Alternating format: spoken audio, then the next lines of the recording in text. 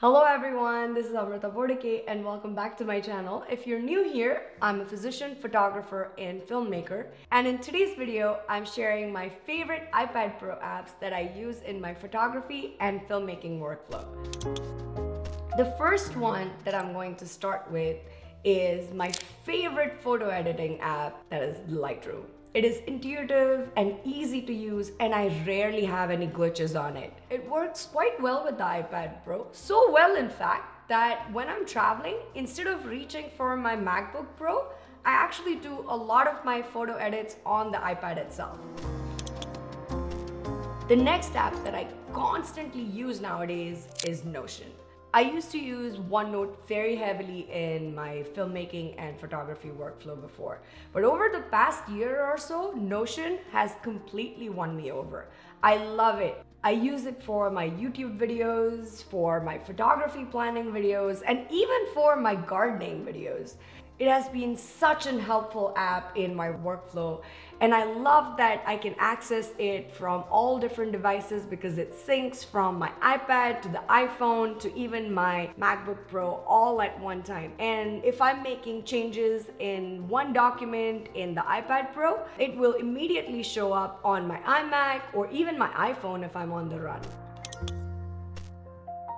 The next app that I use in my photography and filmmaking workflow is Imaging Edge. This is a Sony app that allows me to access the camera using Wi-Fi, and I can use it to capture thumbnails for my own photos, and I can also use it for videos like I'm doing it right now.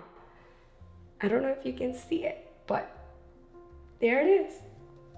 It can be glitchy at times, and right now I'm connected on the phone, but I also connect it using my iPad, and sometimes it just doesn't connect in one go. You have to give it a few tries for it to connect, but once it connects, it works really well. I can use it for my entire shoot without it ever disconnecting. So I find it very helpful because it allows me to check my exposure, if my composition is correct, especially when it comes to self-portraits or thumbnails or even YouTube videos, because I'm shooting this by myself and there's nobody else to help me and to check these things for me. So it helps when I can look at it on my app and I have it right here at my fingertips on my phone, or even if I want to put it up on my iPad, I can start it on my iPad. One of the best things I like about it is that I can choose my point of focus for my photo or even for my video.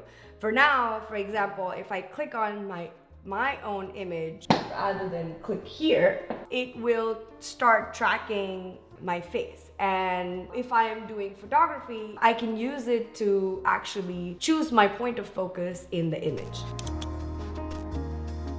The next app that I use is Pinterest. I love this when it comes to creating mood boards and even planning a shoot. Sometimes I start off with the most rough idea of a photo shoot and I only know the colors I want to use or I want to know the kind of style I want to use. But I can go on to Pinterest. If I type in minimalist photography in the search bar, it will show me all of these images that have a similar photography style. It can just give you a lot of ideas on specific shoots that you're planning and can be a source of inspiration for your shoots.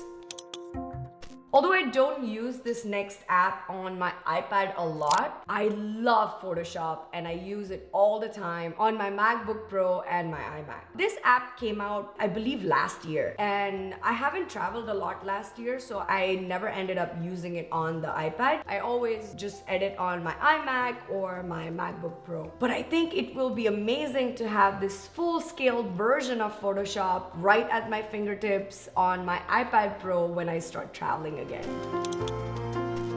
The next app I love is Canva.